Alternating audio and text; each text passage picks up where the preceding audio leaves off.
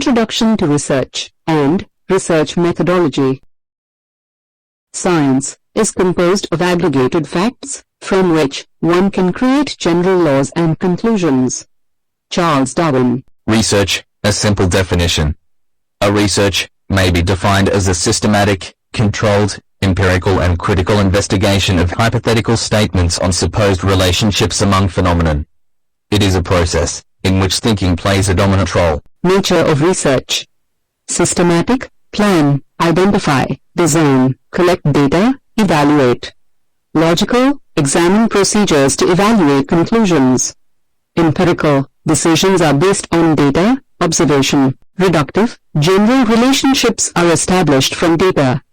Replicable, actions are recorded. Unscientific methods of problem solving. Tenacity, intuition, authority, the rationalistic method, the empirical method. Scientific method of problem solving. Step 1. Develop the problem, define and delimit it. Identify independent and dependent variables. Step 2. Formulate the hypotheses, the anticipated outcome. Step 3. Gather data, maximize internal and external validity. Step 4. Analyze and interpret results. Variables in experimental studies. Independent variable, variable that is manipulated, treatment is administered, has levels. Dependent variable, what you measure. Effect of the independent variable, simplest study has one independent variable and one dependent variable. Basic versus applied research. Basic research, type of research that may have limited direct application, but a research in which the researcher has a good control of the conditions. Applied research, type of research that has direct value to practitioners, but a research in which the researcher has limited control over the research setting. Continuing with basic versus applied research. Level 1, Basic Research. Goal, theory, driven approach, experimental, laboratory. Level 2, Moderate Relevance. Goal, theory, based, using relevant movements approach, similar to real-world task or setting. Level 3, Applied Research. Goal, immediate solutions approach, real-world settings, experimental versus non-experimental research. Experimental research, treatments are given to subjects, cause and effect questions. Non-experimental research, treatments are not given to subjects.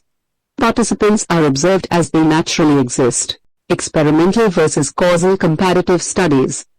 Researchers may not be able to conduct experimental research due to ethical or legal concerns, etc.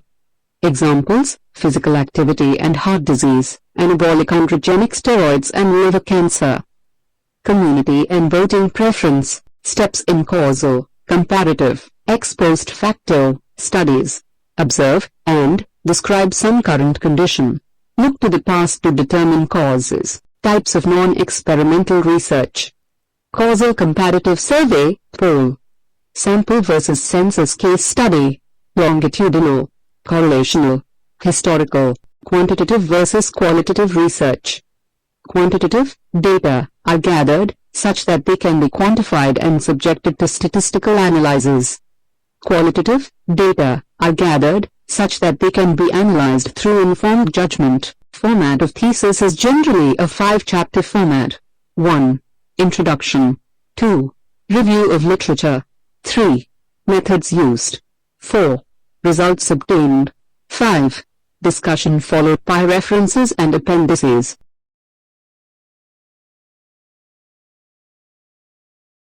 Characteristic features of research are: systematic solving of scientific problems, use of scientific methods, a system of interconnecting steps and phases. Phases of research process.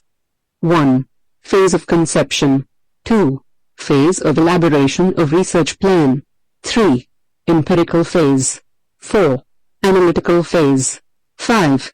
Disseminative phase. The research process should be understood as one of ongoing planning, searching, discovery, reflection, synthesis, revision, and learning, as shown in the figure above. Phase of conception. This is the first phase of any research process. This is a phase in which content and structure of research are created. Here, conceptualization, refers to the process of developing, refining, abstract ideas. The activities include thinking, rethinking, theorizing, making decision, and reviewing ideas. It is composed of 4 steps. 1. Formulation and setting boundaries of research problem. Determine the purpose of study. 2. Searching and review the literature related to the research problem. 3. Development of theoretical construction of the future research.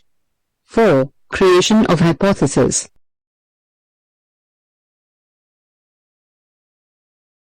Who is able to formulate scientific problem? A person who has acquired a high quality of knowledge.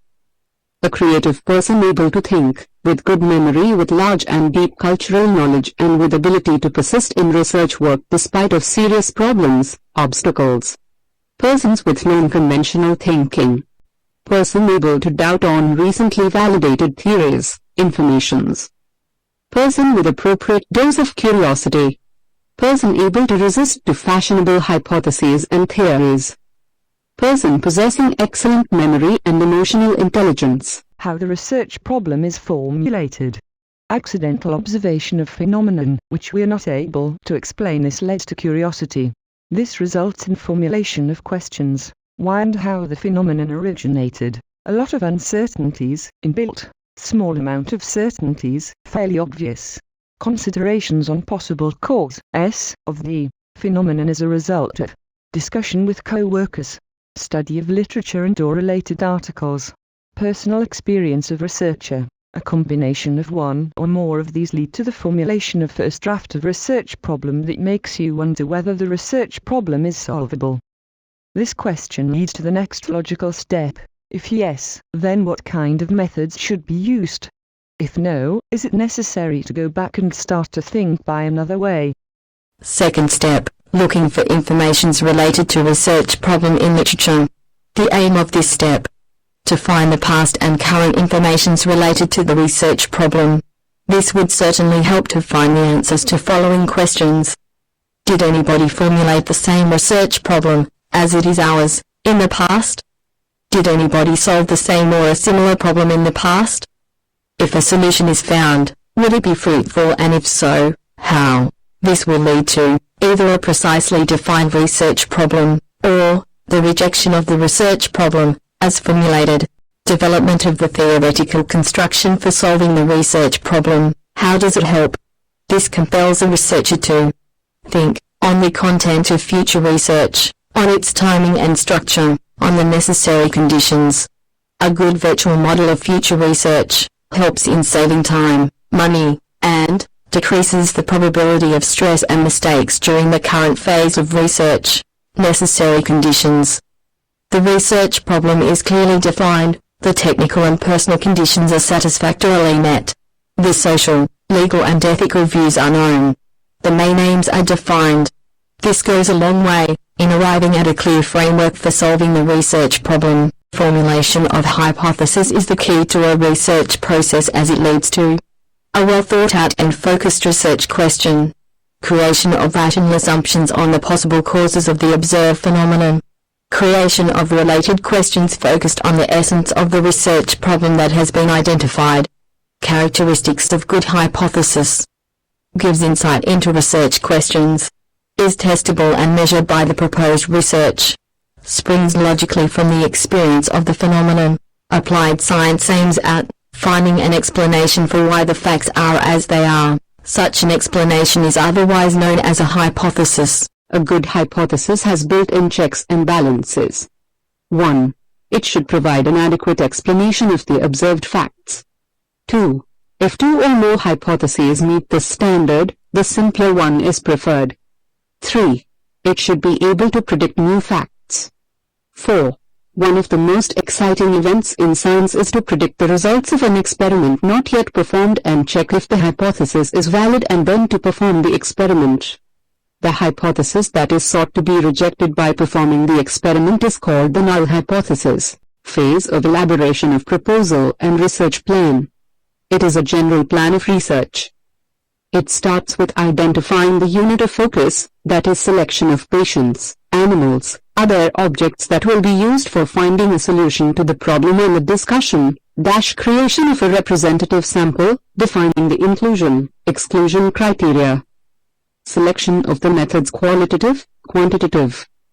Creation of pilot study. Selection of methods to be employed. Selection of research technology. Development of protocol of research. To define the schedule of research. To define the control methods, to check and control if the research procedures are correct or not. To define the statistical methods used for valuation of the obtained results. To define the financial, material and personal needs to secure success in the research, empirical phase. The aim of this phase is production of results. This includes collection of data, and their preparation for next analysis and any to her step required to proceed in this direction. The results are produced by as a result of experiment on animals, by clinical study, by using questionnaire, interview, observation, by using models, biological, electronic, mathematical. The single feature that is most characteristic of science is its reproducibility. If scientists cannot duplicate their first results, they are forced to conclude that these were invalid. This problem occurs often. Its cause is usually some unrecognized, and hence uncontrolled, factor in the experiment. For example, unrecognized variation in the properties of different batches of the materials used in the experiment. With luck, the inability to reproduce experiments will be discovered by the same scientists who did the first experiments. This is why scientists generally repeat their experiments several times before reporting them in a scientific paper. 4. Analytic phase.